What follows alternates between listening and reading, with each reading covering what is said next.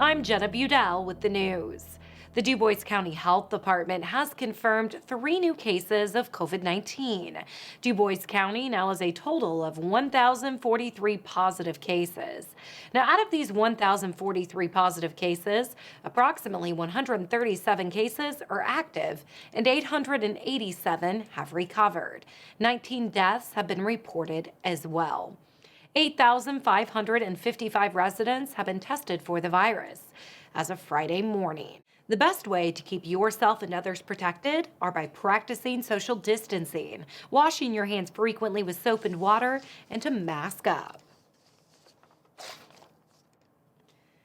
The Indiana State Department of Health is now reporting 3,429 COVID-19 deaths, 122,640 positive cases, and 2,114,835 Indiana residents have been tested for the virus by Friday afternoon.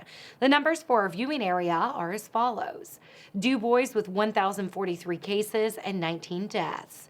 Pike is reporting 221 cases and 4 deaths. Spencer with 291 cases, 3 deaths. Perry with 233 cases and 13 deaths. Martin is reporting 172 cases. Davies with 696 cases and 30 deaths. Orange is reporting 293 cases, 24 deaths. Knox with 563 cases and 10 deaths. Crawford reporting 116 cases and 1 death. Posey with 390 cases and 2 deaths. Lawrence, 539 cases, 29 deaths. Gibson with 584 cases and 6 deaths. And Vanderburg is reporting 4,052 cases and 31 deaths. To see a map of cases by county, head to in.gov/ISDH. A Kentucky man is facing drug charges after a traffic stop in Spencer County. Indiana State Police pulled over 35-year-old Benjamin Shepard of Owensboro on Eureka Road near Rockport on Wednesday. Once the canine indicated the presence of narcotics, troopers searched the vehicle. Troopers report finding about 17.5 grams of methamphetamine and a large amount of cash. Shepard was taken to the Spencer County Jail and charged with dealing and possession of methamphetamine and maintaining a common nuisance. An Odin man wanted for child molesting is behind bars. 30-year-old Corey Malone was arrested on Wednesday on an active warrant for 2 counts of child molesting. Malone is being held in the Daviess County Security Center on a $250,000 bond. Memorial Hospital and Healthcare Center in Jasper and other member hospitals of the Community Patient Safety Coalition are keeping their current visitor restrictions in place because of a recent uptick in COVID-19 cases. This allows the hospitals to maintain an adequate PPE supply and keep patients safe while undergoing treatment. Each hospital has their visitation policies posted on their respective websites. Residents are encouraged to review these policies or call ahead before visiting. Community Patient Safety Coalition hospitals include Memorial Hospital and Healthcare Center, Daviess Community Hospital, Deaconess Health System, Evansville Surgery Center, Gibson General Hospital, Good Samaritan Hospital, Encompass Health Deaconess Rehabilitation, Select Specialty Hospital, Ascension St. Vincent Evansville, Ascension St. Vincent Warwick, Ascension St. Vincent Orthopedic Hospital, and the Women's Hospital. The Jasper Municipal Water Department has issued a boil water advisory due to waterline maintenance. The areas affected are Crestwood Drive and University Drive, from Gun Club Road up to and including Hillbrook Drive. Residents are asked to boil water for 5 minutes before using it as a precaution. The advisory will last until further notice. If you have any questions, call the Jasper Municipal Water Department at 812-482-5252. 11 local fire departments are receiving grants to help with purchasing equipment and installing hydrants. Over 70 rural and volunteer fire departments from 47 Indiana counties are receiving over $32,000 in volunteer fire assistant grants. These grants are administered by the DNR Division of Forestry and are made available through the U.S. Department of Agriculture Forest Service. The recipients were selected based on population density, acres of public wildlands protected, and wildlife fire reporting to the DNR Fire Control Headquarters. Awarded grants range from $1,000 to $5,000 and were given to 76 departments throughout the state.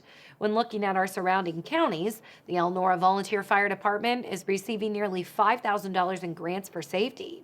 The Celestine Volunteer Fire Department is receiving nearly $5,000 in grants for communication. The Dubois County Volunteer Fire Department is receiving a grant totaling in over $4,300 for safety. The Madison Township Volunteer Fire Department is receiving a grant of over $3,000 for communication. The St. Anthony Volunteer Fire Department is receiving over $4,000 for communication. Martin County Fire and Rescue is receiving a $2,500 grant for communication. The Oakland City Fire Department is receiving over $2,600 for wildland.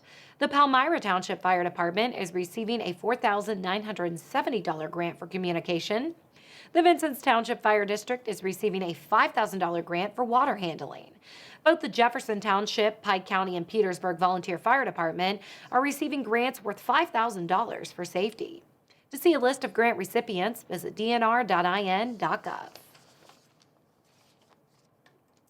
11 local organizations are receiving state grants to help ease the challenges caused by the COVID-19 pandemic. Lieutenant Governor Suzanne Crouch announced that 479 organizations are receiving nearly $10 million through the Arts, Cultural, and Destination Marketing Organization Grant Program on Thursday. In Orange County, the French Lick West Baden Museum, Patty Drabing, is receiving nearly $13,000, and Let Music Speak in Paoli is receiving over $8,600. The Martin County Historical Society in Shoals is also receiving a grant of over $8,600. When looking at Dubois County, the City of Jasper Arts Department is receiving over $32,600. Jasper Strassenfest Incorporated is receiving a grant of over $10,000. Visit Dubois Incorporated is receiving over $26,000 grant. The Dubois County Museum is receiving a grant worth nearly $20,000, and the Next Act Incorporated is receiving over $12,000. And finally, when looking at Spencer County, both the Santa Claus Museum and Village and the Spencer County Fair are receiving grants worth nearly $13,000. The Spencer County Visitors Bureau is receiving a grant of over $26,000.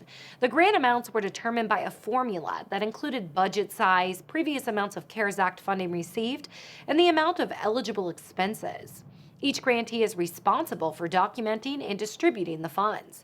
To see what other organizations around the state are receiving grants, visit in.gov/arts. The Jasper Arts Center is welcoming a new voice to the stage this month.